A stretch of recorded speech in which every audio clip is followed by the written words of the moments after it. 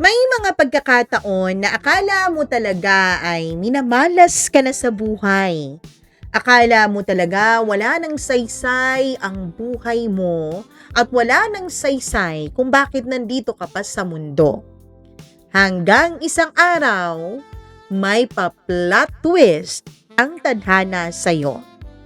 Ikaw, ano bang plot twist ang ikinagulat, ikinatuwa, at ikinasakit ng puso mo na nangyari sa buhay mo? Hello everyone! Welcome back dito sa ating channel. Kasama niyo ang inyong one and only Mama Mia.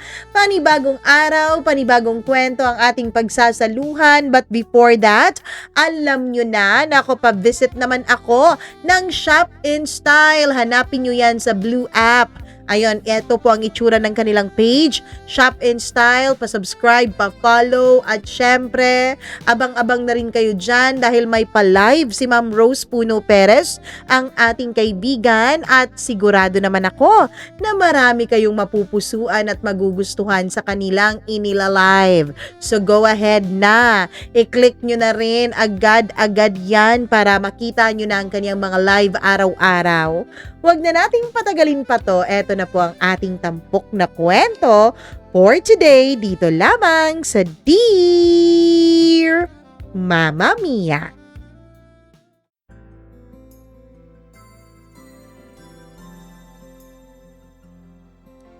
Marami ang nagsasabi na paswertihan lang daw ang makatagpo ka ng isang taong gets na gets ka.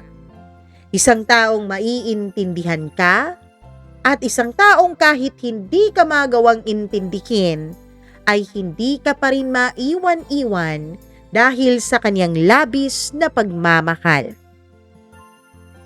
Dear Mama Mia, hindi ko alam kung malas lang ba talaga ako sa pag-ibig o sadyang may favoritism ang universe sa mga taong manloloko. 28 years old na ako noon, working as an HR assistant sa isang maliit na kumpanya sa may Ortigas. Nakatira ako sa inuupahan kong studio apartment na amoy Fabcon tuwing bagong laba, pero amoy lungkot naman tuwing madaling araw na. At kagaya ng karamihan sa mga babaeng pagod na sa buhay, meron din akong boyfriend na akala ko talaga ay magiging asawa ko na. Itago natin siya sa pangalang Carlo. 7 taon na kaming magkasintahan, Mama Mia. 7 taon kong tiniis ang pagiging emotionally unavailable niya. Yung tipong mas mabilis pa siyang mag-reply sa online seller kesa sa akin. Pero tiniis ko lahat dahil mahal ko eh. O baka naman nasanay lang talaga ako. Alam mo yung klase ng relasyon na kahit hindi ka na masaya, pinipilit mo pa ring buuin kasi nanghihinayang ka sa panahong pinagsamahan ninyong dalawa? Ganun kami. Akala ko normal lang na umiiyak ako minsan habang magka-video call kaming dalawa. Akala ko normal lang na pakiramdam ko na mag-isa ako kahit may boyfriend naman ako. Hanggang sa isang gabi, Mama Mia, nahuli ko siya na may ibang babae. Hindi pa sa motel, hindi pa sa mall, at hindi pa yung mga dramatic na caught in the act scene sa mga pelikula. Nahuli ko siya sa pinaka-random na dahilan. Sa siomai. Oo, Mama Mia, siomai. May nagtag sa kanya sa Facebook story. Thank you sa loyal customer with heart emoji. Kasama niya yung babaeng nagtitinda ng frozen siomai online. Nakaupo silang dalawa sa monoblock chairs, parehong naka-house clothes, at may caption pang, soon business partner and forever partner na rin. Tang-ina. Napamura talaga ako, Mama Mia. 3 minuto akong nakatitig sa cellphone ko habang nanginginig ang kamay ko. Tapos ginawa ko yung pinakatangang bagay na ginagawa ng mga babaeng niloloko. Tinawagan ko pa talaga siya. Hello, love? Anong love? Love-labin mo yung mukha mo. Sigaw ko agad. Tahimik siya. Yung klase ng katahimikan na kahit hindi mo pa kinukompronta, alam mo na agad na guilty. Explain mo nga, bakit parang ikaw yung nasa picture, kasama yung babaeng mukhang nakapilter kahit sa totoong buhay? Hindi naman siya ganun. Carlo, 7 taon na tayo. Sorry, napagod lang ako. Yun ang tanging sagot niya, Mama Mia. Tangina talaga yung linya na yan, no? Napagod. Na para bang ako hindi. Parang ako hindi napagod umintindi. Hindi napagod maghintay ng kaniyang plano sa buhay.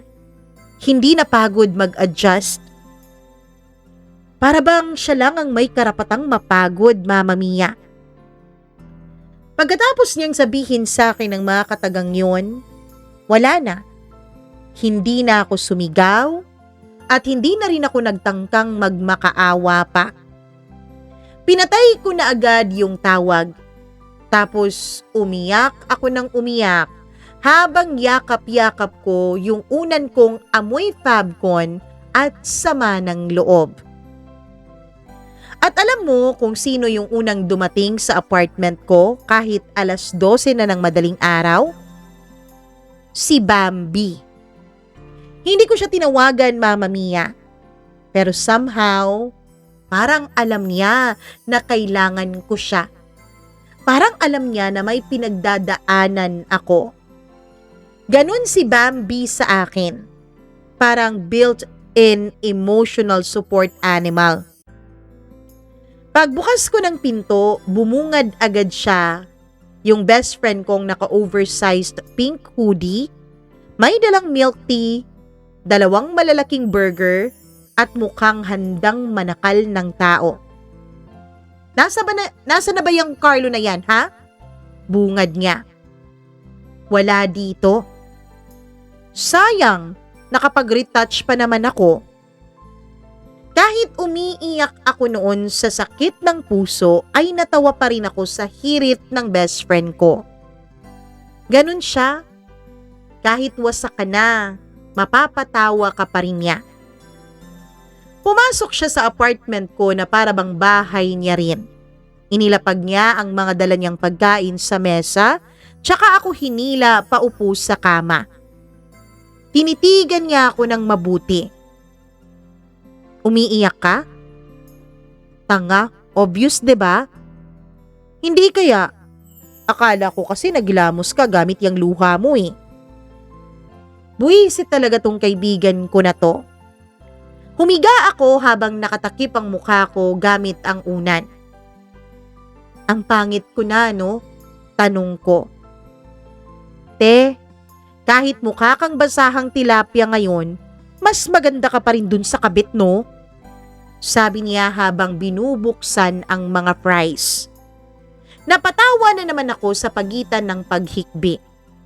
Si Bambi ang klase ng kaibigan na hindi ka hahayaang malunod sa kalungkutan. Kahit naman siya mismo ay sugatan din. Kasi 2 months ago mangyari yun, iniwan din siya ng boyfriend niya, si Lester. 3 taon silang magkasama at seryoso sila ha, as in seryosong seryoso. Yung tipong napapangalanan na nila ang future dogs nilang magkasama. Pero kahit ganon, iniwan din siya. Ang dahilan, masyado raw siyang emotional. Ako raw ang dahilan eh, masyado daw akong emotional. Sabi pa ni Bambi sa akin noon habang umiiyak at may cucumber slices pa sa kanyang mga mata. Te, paano ako hindi magiging emotional? Gemini moon ako eh. Hindi ko alam kung astrology ba talaga ang problema niya o yung ugali niya, Mama Mia. Pero simula noon, pareho na kaming naging miserable sa ngalan ng pag-ibig. Kaya naman halos gabi-gabi magkasama kaming dalawa. Dinadamayan ang isa't isa. Magka-video call kami habang naghuhugas ako ng pinggan. Sinasamahan niya akong mamalengke para lumabas daw ako ng bahay. Ako ang taga-check ng outfits niya bago gumala. At sa totoo lang, Mama Mia, mas naging emotionally present pa siya kesa sa lahat ng mga naging boyfriends ko. Kabisadong kabisado ako ni Bambi.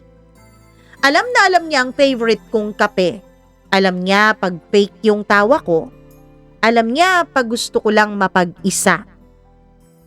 Minsan naiisip ko, Mama Mia, kung hindi lang talaga siya bakla, baka siya na yung ideal man ko. Pero imposible.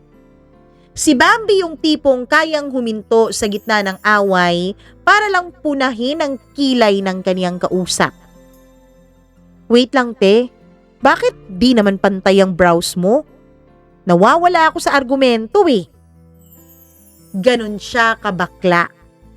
Kaya imposible talagang may mangyari sa amin. Pero Mama Mia, ang hindi ko alam, sa buhay pala, hindi naman pala totoo yung mga imposible. Lumipas ang ilang linggo. Pareho kaming broken, pareho kaming bitter, at pareho kaming pagod na sa love life. Hanggang dumating yung gabing nagpabago ng lahat. Friday night yun. Umuulan sa labas habang nasa apartment ako ni Bambi. Nanonood kami ng lumang rom-com habang kumakain ng instant ramen na nilagyan niya ng cheese dahil feeling Korean daw. Te, feeling ko mamamatay na akong single. Sabi niya habang nakapulupot sa kumot. Drama mo naman? Totoo kaya no?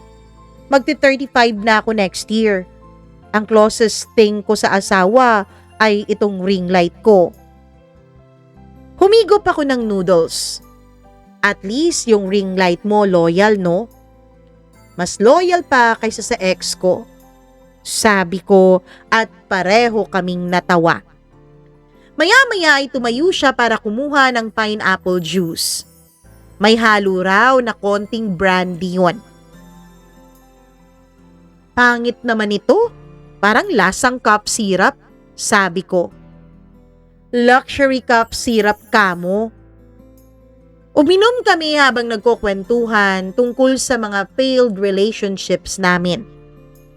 Hanggang sa napunta ang usapan sa mga what if, Mama Mia. What if hindi tayo malas? Tanong ko. What if tayo talaga yung endgame? Ulul? Ikaw? Ew! Totoo nga! Sabi ko. Dinuro niya ako gamit yung straw. Hoy ha, tignan mo, compatible tayo. Hindi tayo nag-aaway. Alam natin ang baho ng isa't isa. Pareho tayong madaldal. Oo, pero bakla ako, remember? Minor detail lang yun. Natawa pa siya, Mama Mia. Akala niya joke lang. Pero tumahimik kaming bigla. Tapos tumingin siya sa akin ng diretso. Yung tipong unang beses kong nakita na ganun kaseryoso ang kanyang mga mata. Te, ano? Paano kaya kung tayo na lang ano? Nabilaukan ako sa sinabi niya. Biro lang naman yun eh. Pero mukhang sineryoso niya. Ano? Experiment lang naman, sabi niya. Anong experiment? Ano yan? Scientific method? 1 week jowa challenge, te. Tinitigan ko siya habang natatawa sa kanyang mungkahi. Alam mo, Bambi, lasing ka na. Joke lang naman yung akin kanina. Hoy, hindi ako lasing ah. Pero di ba sabi mo nga bakla ka? Flexible naman. Hayop ka. Tapos tumawa siya ng malakas tsaka humiga sa sahig. Pero maya-maya, Mama Mia, ay naging tahimik siya ulit. Alam mo, nakakapagod din pala minsan maging punchline ng buhay ng ibang tao. Mahina niyang sabi. Napatingin ako sa kanya. Ngayon lang ulit siya naging ganun ka-vulnerable sa harap ko. Anong ibig mong sabihin? Tanong ko. Lahat kasi tingin sa akin nakakatawa lang eh.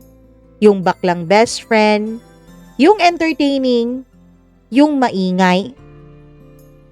Napangiti siya pero alam kong pilit lang yun, Mama Mia.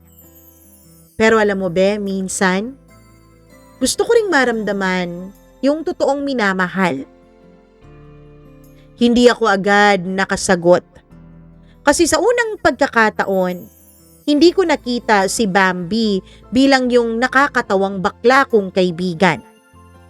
Nakita ko siya bilang taong katulad ko, pagod na ring masaktan. At ewan ko ba, Mama Mia, siguro dahil pareho kaming malungkot, siguro dahil pareho kaming sugatan, siguro dahil gusto lang naming maramdaman na may taong pipili sa amin, kaya ako mismo nagulat nang sabihin kong, sige. Napabangon siya. Ha? Subukan natin. Nanlaki ang mga mata niya. Talaga? 1 week lang ha, sabi ko. OMG, te! May jowa na ako. Hoy, wag kang mas excited sa akin. Ako yung babae dito. Tumili siya tapos tumakbo paikot ng apartment. At habang pinapanood ko siyang magwala dahil sa tuwa, hindi ko alam na yung simpleng biro na yun ang sisira at bubuo at the same time ng buhay naming dalawa. At lalong hindi ko alam na sa loob lang ng ilang linggo, mababago ang lahat. Kinabukasan, Mama Mia, 9:00 pa lang ng umaga ay ginising na ako ni Bambi sa walang tigil na pagkatok sa apartment ko. Te, open the door. May jowa ka nang naghihintay oh. Napabangon ako nang wala sa wisyo. Pagbukas ko ng pinto, halos mapapikit ako sa liwanag ng suot niya. Naka-yelong polo, may shades kahit maulap, at may hawak na isang bouquet. Hindi rosas, hindi sunflower, kundi petchay. Tada! Sigaw niya habang naka-pageant wave. Napakurap ako. Bakit petchay? Practical tayo dapat sa relasyon na to, be. Pwede mo pang igisa yan mamaya. Yung bulaklak malalanta lang eh. Buwisit talaga ang kaibigan kong to. Tinanggap ko yung bouquet habang tumatawa. At dun nagsimula officially ang pinaka-weird naming relasyon. Hindi ko alam kung bakit sobrang sineryoso ni Bambi yung 1 week jowa challenge naming dalawa. As in, todo effort talaga siya. Hinahatid at sinusundo niya ako sa trabaho. May pa-good morning at good night messages pa siya. Pero dahil nga si Bambi siya, hindi talaga nawawala yung kabaklaan niya. Good morning, bebe ko, with kiss emoji. Tapos after 2 seconds, te, bagay kaya sa akin yung ash gray na buhok o mukha akong tindera ng taho? Minsan nasa kalagitnaan kami ng sweet moment tapos bigla siyang mawawala sa character. One time habang nasa coffee shop kami, Hinawakan niya ang kamay ko habang seryosong nakatingin sa akin. Alam mo, gusto ko yung mga ganitong tahimik na sandali kasama ka. Napangiti na ako, Mama Mia. Tapos, dinagdagan pa niya. Kasi kita ko ang reflection ko sa mata mo eh. Ang fresh ko talaga today. Hayop talaga to.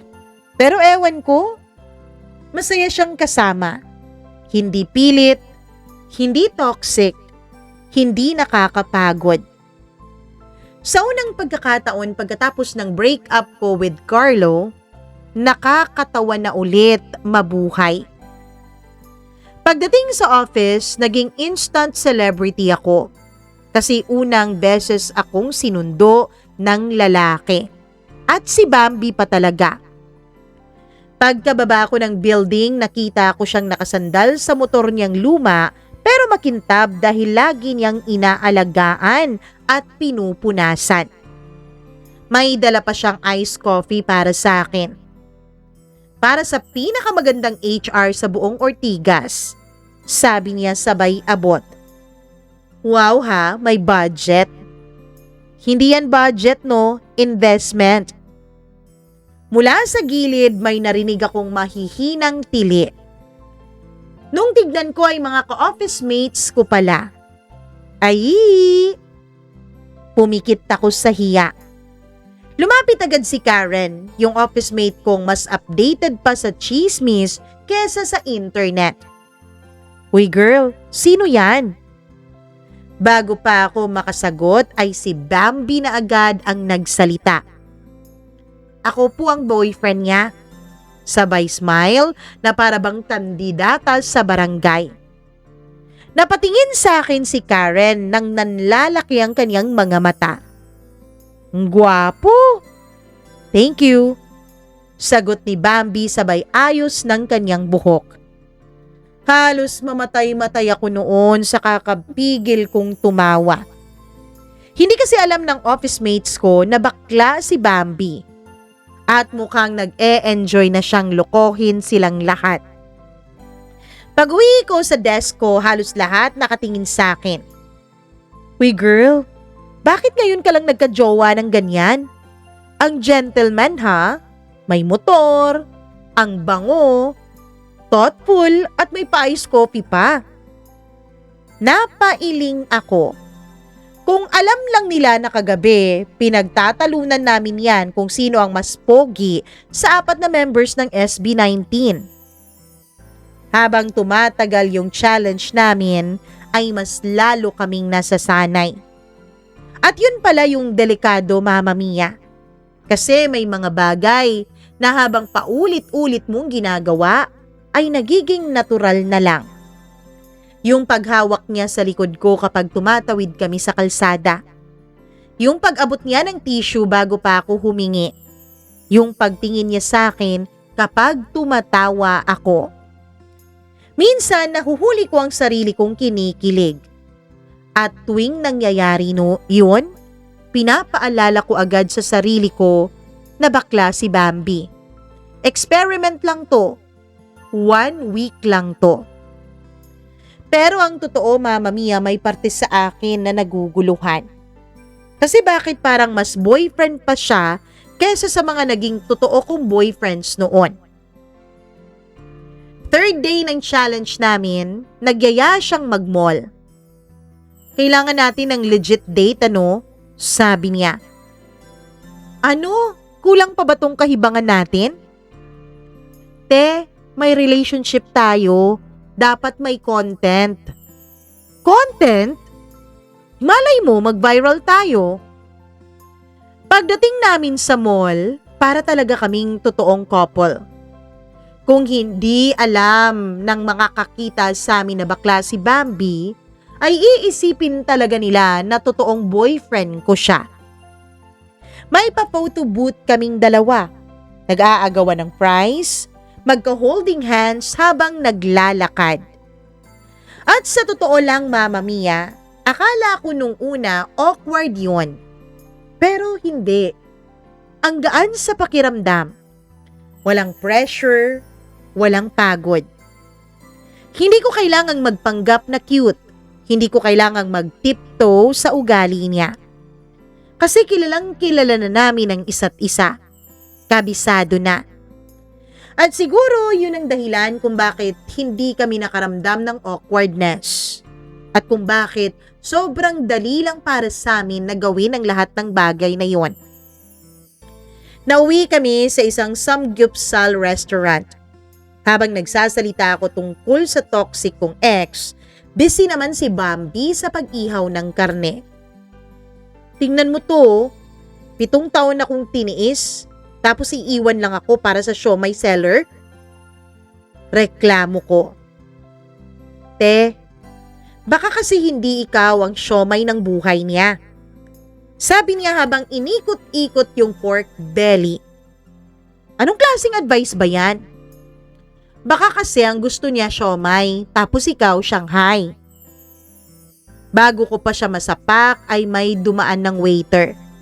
Matangkad, maputi, malinis tignan at mukhang artistahin. At biglang, ay te, ang gwapo! Napalingon ng lahat ng tao, pati waiter na tigilan. Ako ay napapikit sa kahihiyan. Hoy, pwede ba wag kang makakalimot? Ako ang jowa mo dito. Nanlaki ang mga mata niya. Ay, oo nga pala, no? Tumikim siya sabay ayos ng kanyang upo. Tapos bumulong. Pero, objectively speaking, ang gwapo talaga ni Kuya. Bambi? Tumawa siya ng tawa habang halos ibato ko yung lettuce sa kanya. Pero habang pinapanood ko siyang tumatawa, may kakaibang init sa dibdib ko, Mama Mia. Kasi ilang buwan na rin simula nung huli akong nakita na genuinely masaya ako. At ngayon, masayang masaya ako. At Mama Mia, si Bambi ang dahilan nun. Pagkatapos naming kumain, nagpunta kami sa department store. Habang tumitingin ako ng pillows, bigla niya akong nilapitan. Te, ano? May napapansin ka ba? Ano nga? Parang gumagwapo ako, no, habang tumatagal? Hindi lumalaki yata yung ulo mo. Hindi te, seryoso ako. Mama Mia, tumahimik siya tapos tinignan ulit ang sarili niya sa refleksyon ng salamin. Parang nasasanay ako. Napatingin ako sa kanya. Sa unang pagkakataon, buong araw, hindi siya tumatawa. Anong ibig mong sabihin? Tanong ko. Ewan? Pero parang gusto ko tong ginagawa natin. Napakamot siya ng kanyang ulo. Hindi ako agad nakasagot. Kasi sa totoo lang, Mama Mia, ako rin.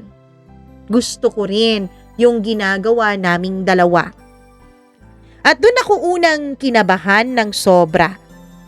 Kasi kapag nasanay ka sa isang bagay, mas masakit yun pagdating ng pagtatapos.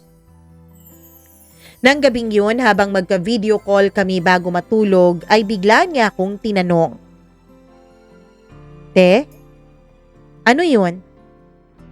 Pag natapos na tong 1 week, sabi niya at tumahimik. Oh, ano? Friends pa rin tayo, ha? Parang may kumurot sa dibdib ko, Mama Mia. Kasi hindi ko maintindihan ng sarili ko kung bakit. Sa simpleng tanong na yun, parang naramdaman ko ring natatakot na ako na mawala siya. Sa totoo lang, may mga bagay talagang delikado lalo na kapag nasanay ka na. Katulad ng libreng taste test sa grocery, ng pagsuscroll sa social media bago matulog, at yung pakiramdam na may taong laging nandyan para sa'yo. Kasi kapag biglang nawala, dun mo marirealize kung gaano na pala ikaw nakaasa sa kanya. At bago ko namalayang unti-unti na akong nasasanay kay Bambi, Mama Mia, hindi ko alam na sa bawat araw pala na magkasama kaming dalawa ay mas nagugustuhan ko siya. Mas gusto ng isip at puso ko na ituloy-tuloy na ang pag-e-experiment naming dalawa sa relasyong ito hanggang dulo. Fourth day ng relationships experiment namin, nagising ako sa sunod-sunod na notifications.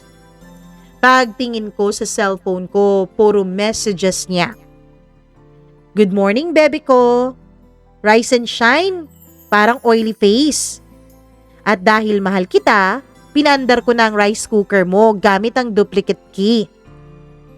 Napabangon agad ako. Ano? Paglabas ko ng kwarto, nadatnan ko siyang nasa maliit kong kusina habang nakasuot ng pink apron na may nakasulat na hotter than your ex. Nagpiprito na siya ng tuyo. Napakurap ako. Paano ka nakapasok? Te, may duplicate key kaya ako since last year pa, no? Teka, bakit hindi ko alam? Totoo yun, Mama Mia. Wala akong kaalam-alam na may susi pala siya ng apartment ko. Kasi, irresponsible ka kaya. Baka isang araw, mamatay ka na lang bigla dito ng mag-isa dahil nadulas ka sa banyo. Tapos, walang makahanap sa'yo, diba? Tang-ina ka talaga, sabi ko. Tumawa lang siya habang nilalagyan na ng itlog yung plato ko. At dun ko na-realize, Mama Mia, ang laki na pala ng parte ng buhay ko na occupied na ni Bambi. May toothbrush na siya na nasa loob ng banyo ko. May paborito na siyang tsinelas na iniiwan niya sa apartment ko. Yung shampoo niya na color violet kasi anti-yellowing daw, nasa loob din ng CR ko. Kung titignan mo, Mama Mia, parang matagal na kaming magkasama. Hindi lang talaga namin napapansin ang mga maliliit na bagay na yon. Habang kumakain kami, bigla akong napatingin sa kanya. Hindi ko alam kung bakit noon ko lang napansin na ang pogi pala ni Bambi, lalo na kapag naging lalaki siya. Hindi naman yung conventional na macho yung itsura niya, pero malinis tignan. Maganda ang kanyang balat, mahaba ang kanyang mga pilik mata, at ang gaan ng kanyang aura na parang ang bait-bait niyang tao. Siguro kasi noon, automatic na best friend lang ang tingin ko sa kanya, kaya hindi ko na siya tinitignan sa ganung anggulo. Pero ngayon, ewan ko, parang may nagbago. Bigla siyang napatingin sa akin habang nakatitig ako sa kanya. Oh, bakit? Wala naman. Te, kung may muta ako, sabihin mo agad ah. Napailing ako habang natatawa na naman. Ayan na naman siya. Every time na nagiging seryoso yung moment, bigla niyang sisirain sa pagbibiro. Pero minsan, Mama Mia, naisip ko, baka defense mechanism niya yun. Kasi pareho kaming takot ng masaktan.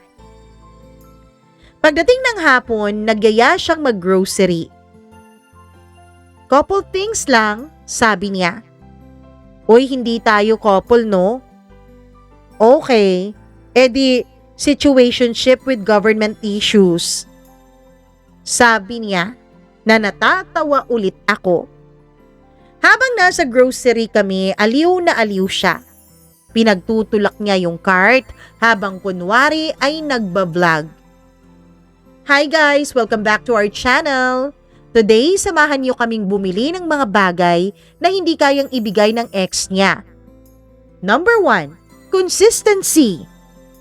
Oy, tigilan mo ako ha, sabi ko. Pero natatawa ako dun sa pa-vlog effect niya.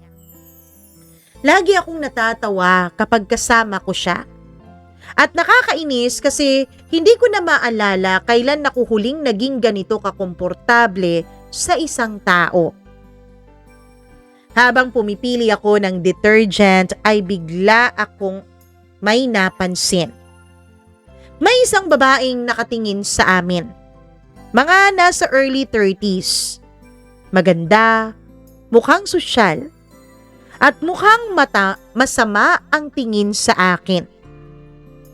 Hindi ko yun pinansin nung una, pero maya-maya ay lumapit siya kay Bambi. Ben?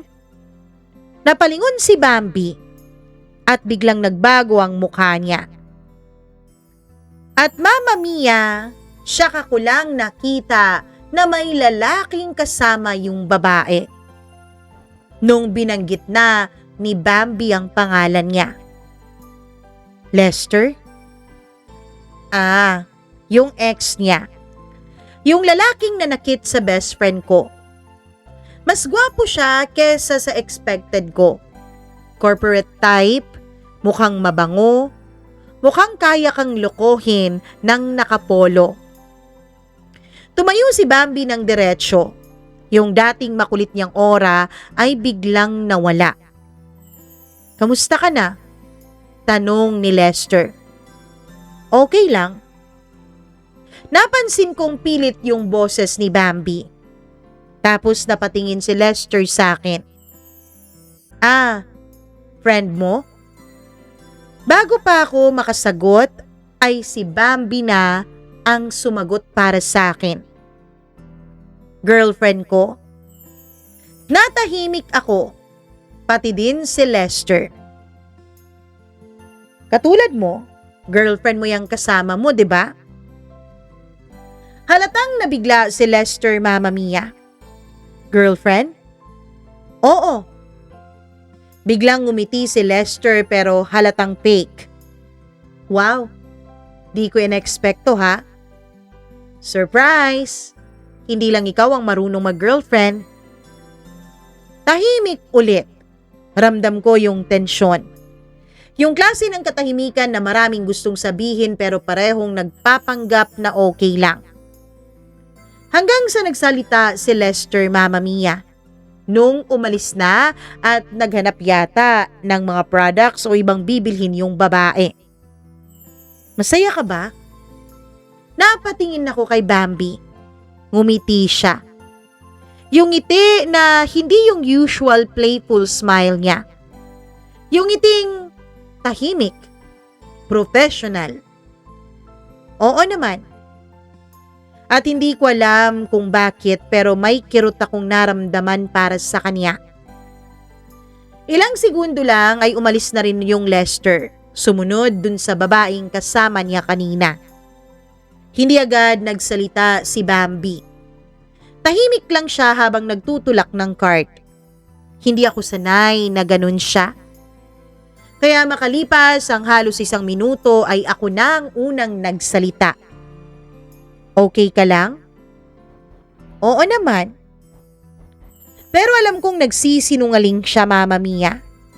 Kitang-kita ko sa mga mata niya. Namimiss mo pa, no? Tanong ko.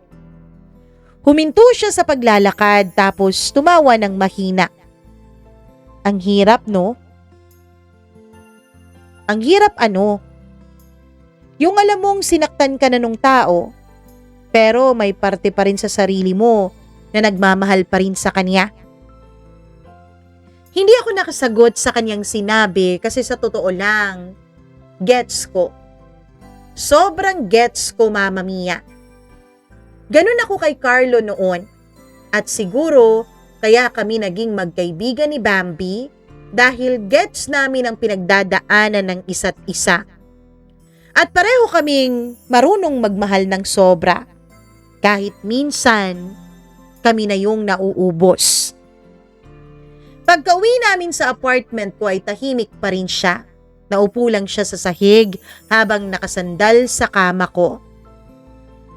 Te, mahina niyang tawag sa akin. Ano yun? Tingin mo may mali ba sa akin? Napatingin agad ako sa kanya. Bakit mo naman naiisip yan? Kasi kung walang mali sa akin, bakit parang lagi na lang akong iniiwan? Loyal naman ako. Nakaramdam ako ng kirot sa aking dibdib. Kasi sa dami ng taon namin bilang magkaibigan, ngayon ko lang siya nakitang ganito ka-broken. Hindi siya yung usual na maingay at OA na Bambi. Isa lang siyang taong pagod ng hindi piliin ng mga taong pinipili niya. Umupo ako sa tabi niya. Walang mali sa'yo, sabi ko. Meron siguro? Bambi? Napatingin siya sa akin. Hindi mali na mahal ng sobra. Hindi mali na mahalin ka o mahalin mo yung mga taong niloloko ka lang.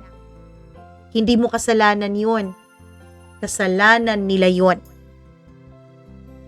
Biglang namuo ang mga luha sa kanyang mga mata. Siguro dahil dun sa sinabi ko, mamam niya.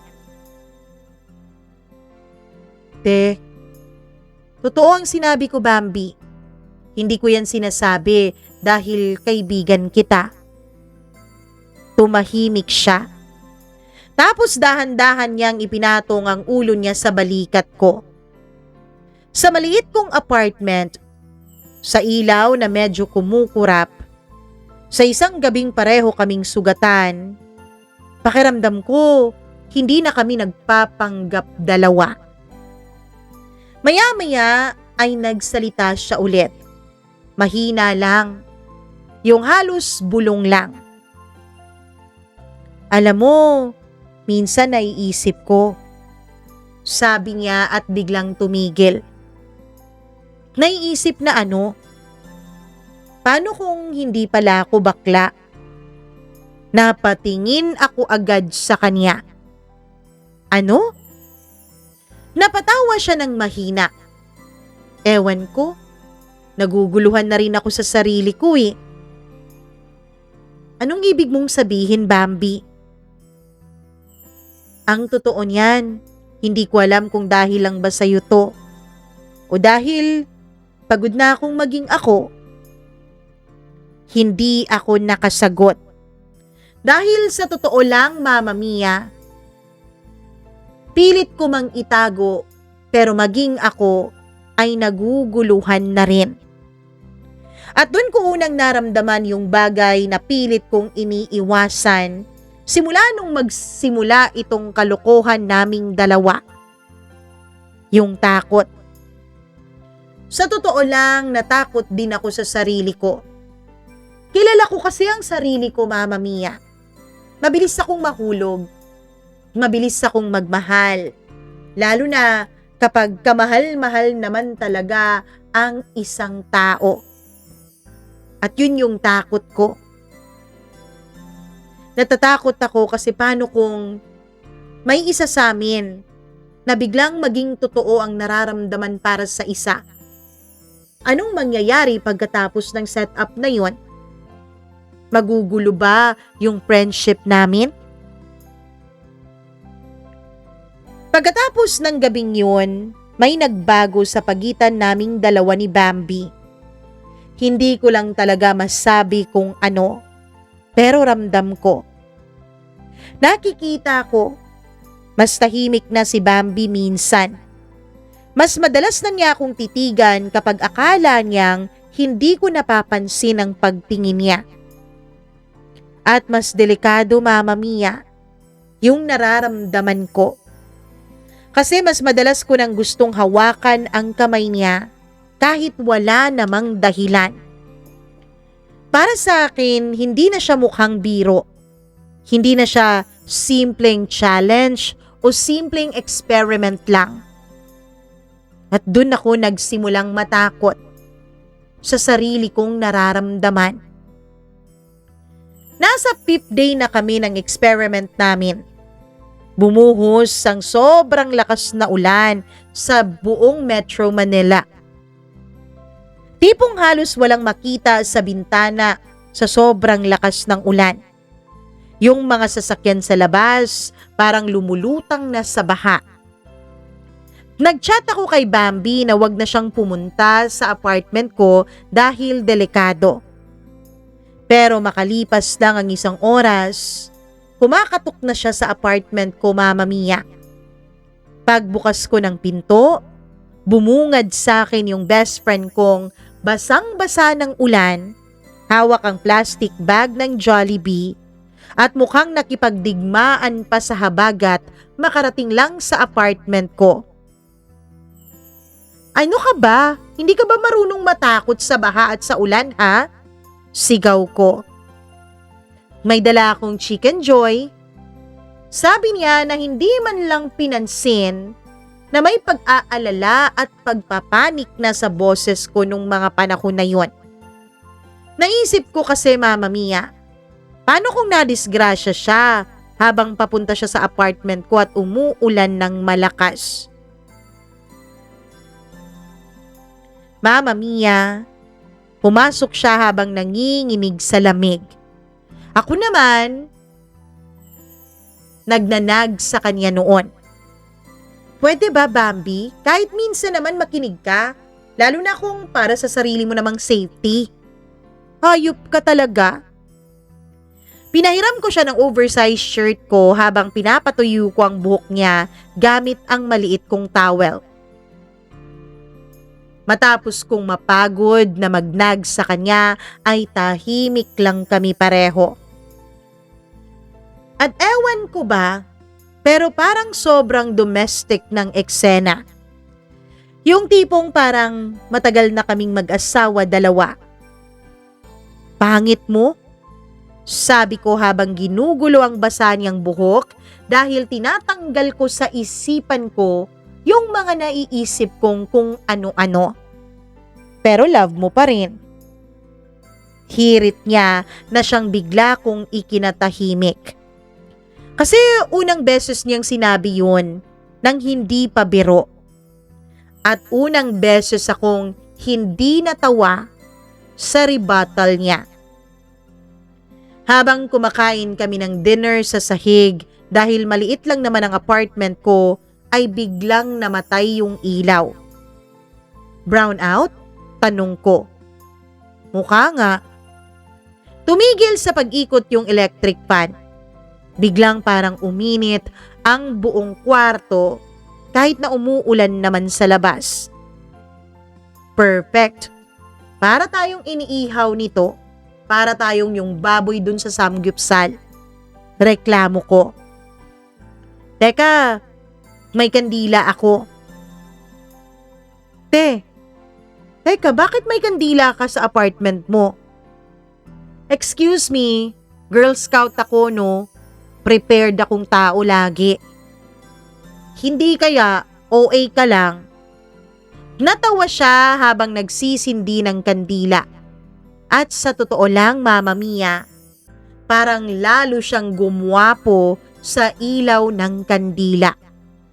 Hindi ko alam kung effect lang ba ng dilim o ng ulan o baka naman ng mumunting alak na nainom na namin. Pero parang ngayon ko lang talaga siya nakita bilang isang lalaki. Hindi bilang best friend ko lang. Hindi bilang baklang kaibigan na entertaining.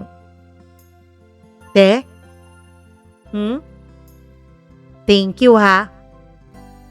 Para saan? Sa pagiging safe place ko. Napatingin ako sa sinabi niya, Mama Mia. Tahimik lang siya habang nakatingin sa kandila. Na para bang seryosong-seryoso siya dun sa pagpapasalamat niya sa akin. Pagkasama kasi kita, hindi ko kailangang magpanggap.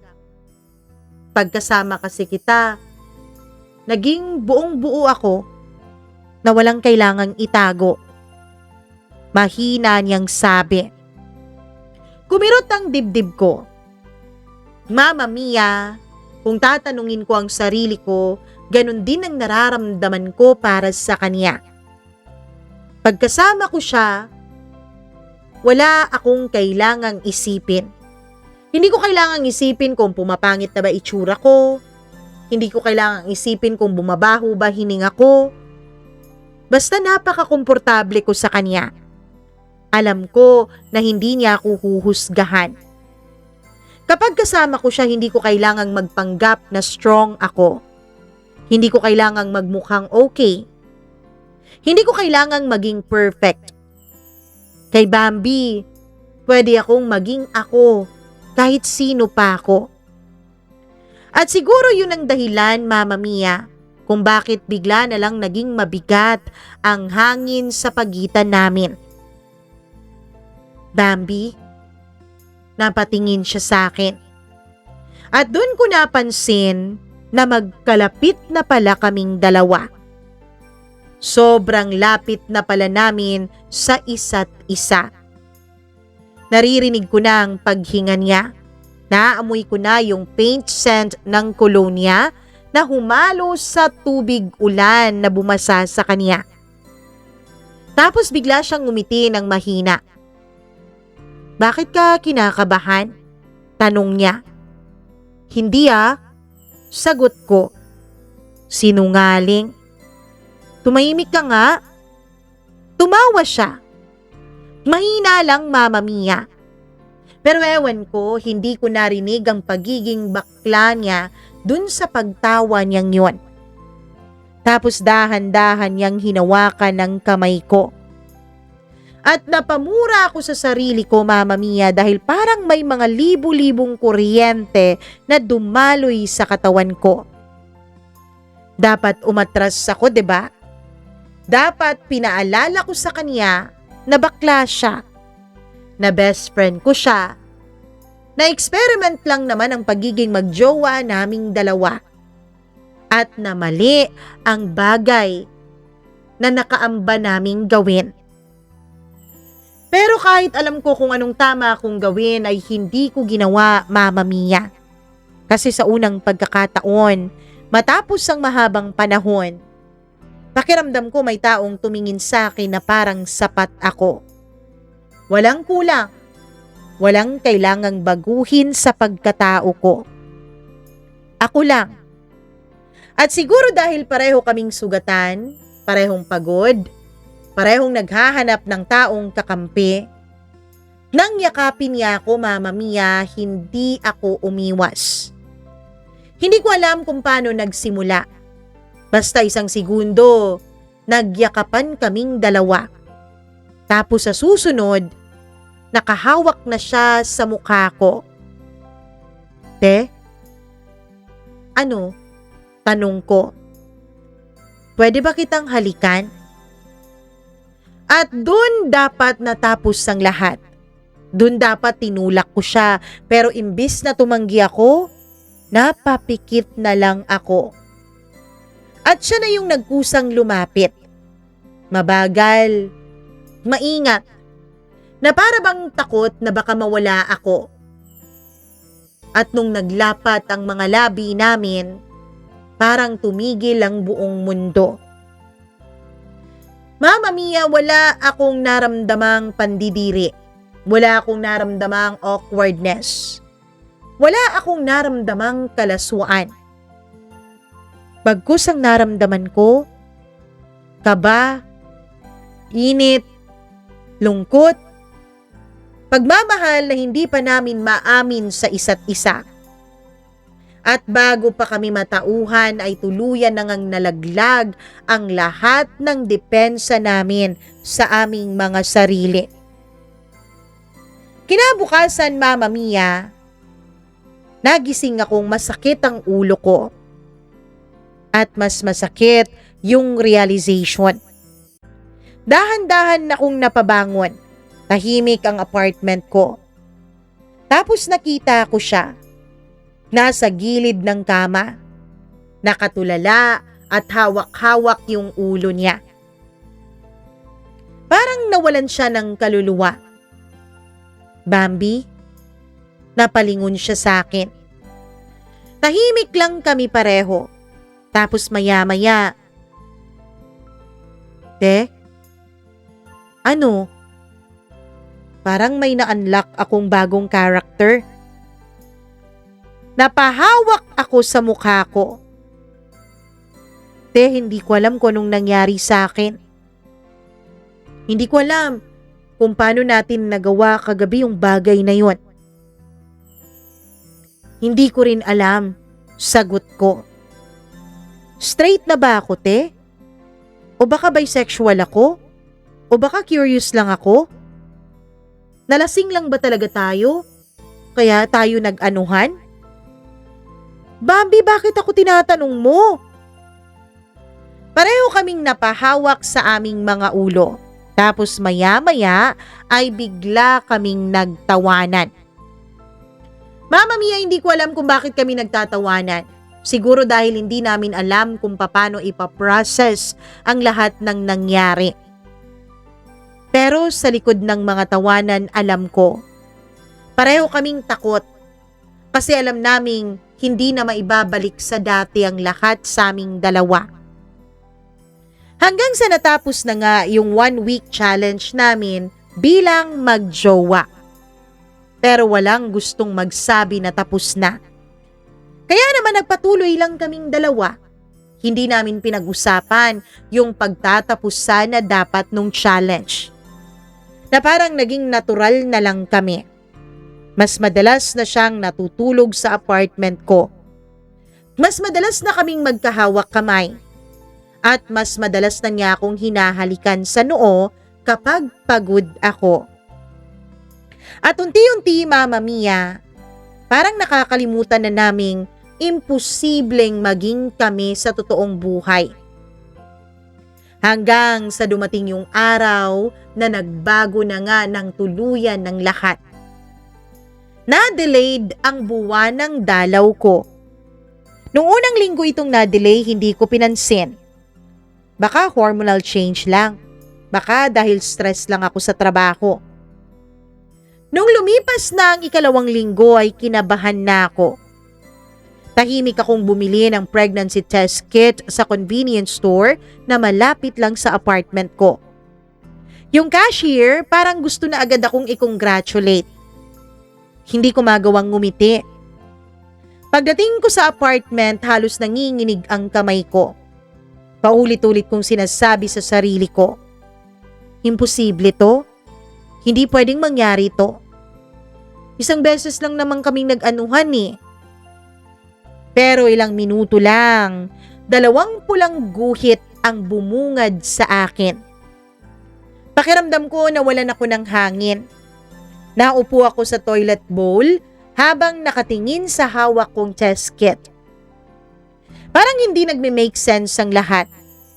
Hanggang sa bigla ko na lang matawag ang pangalan niya. Bambi. Halos mabangga pa siya sa pagmamadaling pumunta sa akin sa loob ng banyo. Pagbukas niya ng pinto ay hingal na hingal siya. Bakit, anong nangyari? Nadulas ka ba? May emergency ba? Hindi ako makapagsalita. Inabot ko lang sa kanya yung pregnancy test. At parang nag-slow motion ang lahat, Mama Mia. Unti-unting nawala ang kulay sa mukha niya. Tapos, dahan-dahan siyang napaupo sa sahig. Tahimik. Sobrang tahimik. Hanggang sa bigla siyang napasigaw. Te, bakit parang mas nabuntis ako sa takot? Napaiyak ako sa kakatawa at sa sobrang kaba. Siya naman paikot-ikot sa apartment. Wait lang, paano to? Kala ko experiment lang. Malamang hindi naman to group project, ano? Hindi pa ako readyng maging tatay. Ako rin naman, hindi ako readyng maging nanay. Sabi ko. Pareho na kaming nagpapanik. Pareho na kaming naguguluhan. Bigla siyang lumapit sa akin tapos hinawakan ng magkabila kong pisngi. Te, ano? Huwag kang mag-alala ha. Kahit anong mangyari, hindi kita iiwan. At dun ako tuluyang umiyak. Kasi totoo lang, yun naman talaga ang kinakatakot ko. Yung maiwan na naman. Tapos ngayon, may isa pang inosenteng buhay na pwedeng madamay. Mama Mia, hindi naging madali ang lahat. Sobrang gulo. Galit ang pamilya ko. Conservative kasi ang pamilya ko, Mama Mia. Tapos yung pamilya naman niya, confused. Kasi ang alam nila, bakla si Bambi. At mas lalong confused yung mga kaibigan namin. Akala ko bakla ka, Bambi. Sigaw pa ng isa naming tropa. Akala ko rin sigaw niya pabalik. Pero kahit magulo ang sitwasyon, tinutuon ni Bambi ang pangako niya, Mama Mia. Hindi niya ako iniwan. Sinamahan niya ako sa lahat ng check-up ko. Pinagluluto niya ako tuwing nasusuka ako. Pinapahiran niya ako ng ointment sa likod kapag umiiyak ako dahil sa hormones. At sobrang nakakatawa kasi habang nanonood siya ng How to be a Good Father video sa YouTube, ay parang inuunti-unti na niyang aralin ang nakaambang responsibilidad para sa kanya. Naka-face mask siya habang nanonood noon tapos may mga cucumber slices pa sa mga mata niya. One time habang nasa clinic kami para sa ultrasound, mas kinakabahan pa siya kesa sa akin. Halos pandurog na ng kamay ko yung paghawak niya. Tapos nung narinig namin ang unang tibok ng puso ni baby, ay bigla siyang humagulgol. As in, ugly cry talaga, Mama Mia. Dok, hindi pa ako handang maging tatay. Kakapa-Brazilian wax ko palang last week Sagot ni Bambi nung tinanong siya ng doktor kung okay lang ba siya. Napatawa pati doktor, Mama Mia. Pero ako, tahimik lang akong umiiyak habang pinapanood siya. Kasi ngayon ko lang nakita yung lalaking handang magbago para sa kanyang pamilya. Mama Mia, habang lumalaki ang tiyan ko, unti-unti ring nagbabago si Bambi. Hindi naman biglaan pero napapansin ko yung mga maliliit na pagbabago sa kanya. Hindi na siya masyadong gumagamit ng wig. Nabawasan na rin ang mga arte niya. Mas gusto na niyang nasa bahay lang kaming dalawa. Pero hindi ibig sabihin nun na wala na yung totoong siya. Andun pa rin yung madaldal na Bambi. Yung funny, yung OA. Pero ngayon, pakiramdam ko parang mas buo siya. Parang finally, hindi na siya natatakot na kilalanin yung sarili niya ng buo. Isang gabi habang magkatabi kami sa kama, hindi ako nakatiis. Bambi? Bakla ka pa ba? Tahimik siya sandali tapos natawa ng mahina. Hindi ko rin alam Napalingon ako sa kanya. Nakatingin siya sa kisame habang hawak niya ang tiyan ko. Siguro hindi naman kailangan lagi nating maintindihan kung ano tayo, 'di ba? Mahina niyang sabi. Tingin mo? Oo. Minsan may mga taong darating na guguluhin ang pagkatao mo. Ngumiti siya. At ako ba yun? Te, ikaw yata yung final boss ng sexuality ko.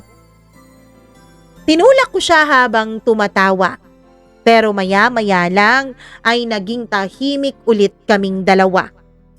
At siya kanya sinabi yung linyang hindi ko makakalimutan habang buhay.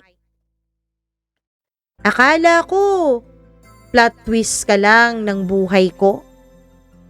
Huminto siya tapos hinawakan niya ang kamay ko. Ang hindi ko alam, magiging tahanan pala kita, te. Makalipas ang ilang buwan, Mama Mia, ay nanganak ako at halos himatayin si Bambi sa loob ng labor room. Dok, bakit parang pakiramdam ko ako yung manganganak? Sir, huminga po kayo. Hindi ko alam kung paano, Dok. Pero nung nilagay na sa braso niya yung baby namin, ay bigla siyang tumahimik. Yung tipong parang huminto ang buong mundo niya. Unti-unti siyang napaluha habang napatingin sa aming anak. Tapos bumulong siya. Hi, baby. At dun ko na-realize, Mama Mia, hindi mahalaga kung paano kami nagsimula. Hindi din mahalaga kung weird ba kami sa paningin ng iba. Kasi sa mundong puno ng taong marunong lang mang-iwan at manghusga, nakahanap na ako sa wakas ng taong piniling manatili. At minsan, yun lang naman talaga ang totoong pag-ibig. Hanggang ngayon, Mama Mia, tinatawanan pa rin kami ng mga kaibigan namin.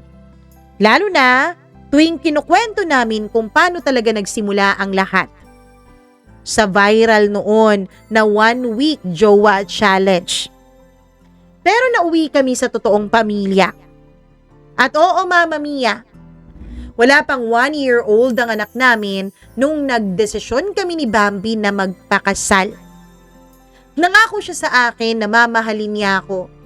Nangako siya sa akin na yung klase ng pagmamahal na binibigay niya dati sa jowa niya, dodoblihin pa niya sa akin dahil ako na ang asawa niya. At tinutuo naman yun ni Bambi. Nandun pa rin yung pagiging mahina niya at medyo babaihan niya. Pero sigurado akong mahal niya ako. At tuwing naririnig ko si Bambi na kinakantahan ng anak namin habang sintonado ang boses niya, napapangiti talaga ako. Kasi sino ba namang mag-aakala na yung baklang best friend kong may emergency ring light sa bag ay siya palang magiging tahanan ko habang buhay. Siya pala ang magiging katuwang ko sa pagbuo ng isang pamilya. Hanggang dito na lamang, Mama Mia, at maraming salamat. Lubos na nagmamahal, Jasmine.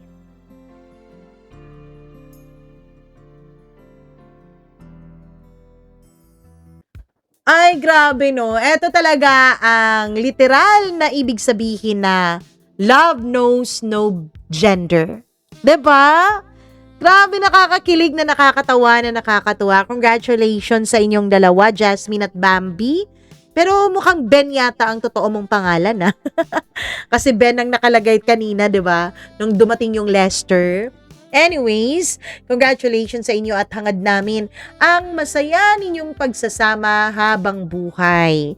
Maraming salamat sa pag-share ninyo ng nakaka-inspire, nakakatawa at nakakakilig, nakakakilig na kwento ng inyong pagmamahalan. Thank you so much. Sa lahat ng nakikinig ngayon, ako hinihikayat ko po kayong i-share at i-like ang video na to dahil sobrang napakaganda naman talaga ng kwento. Aminin mo, diba?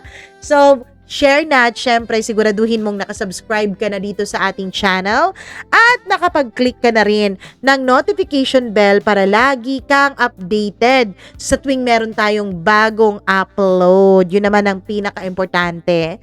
Maraming salamat sa inyong lahat at bago tayo umalis, mag-hello muna ako sa ating mga suking ka-members. Grabe naman, ka-members. Hello ako sa ating mga members na laging nandyan, nagmamahal sa atin, sumusuporta. I love you all so much naman talaga. Kaya ko kay Rogel Espinosa, kay Alpha Garcia, Rosel Macdolor, Abdullah Wahab, Cristina Aure, Marlia Guiana Shane, hi din kay Miriam Gutierrez, kay Rose Arevalo, kay Rico Sedanco, kay Colin Bueno, Gimaras Girl, Benson Boyser, Smackdax, Maria Elena Abe, Maureen Tugab, Gail Easy, Mila Raduban at Freaky. Hello, hello, hello sa inyong lahat. Maraming salamat sa inyong pananatili. Ayun, I love you all so much. At syempre, mayroon ding mga nagmamahal sa atin na hindi man magawang magpa-member ay sinusuportahan din naman tayo ng todo sa pamamagitan ng laging panonood at pakikinig ng ating mga uploaded content at hindi pang siskip ng ads. Hi ako kay Mara Basatinigban. Tama ba? Mara Basatinigban? Di ko alam. Hello din ako kay Marietta Yoto. Hello din ako kay Exaheliana LV Lapot, Christy Carpentero and Consigna Monralban, Sally Buma, Grace Bugay, Elizabeth Lagunday at Kabayan OFW, and syempre kay Ramona Gonzalez. Maraming salamat.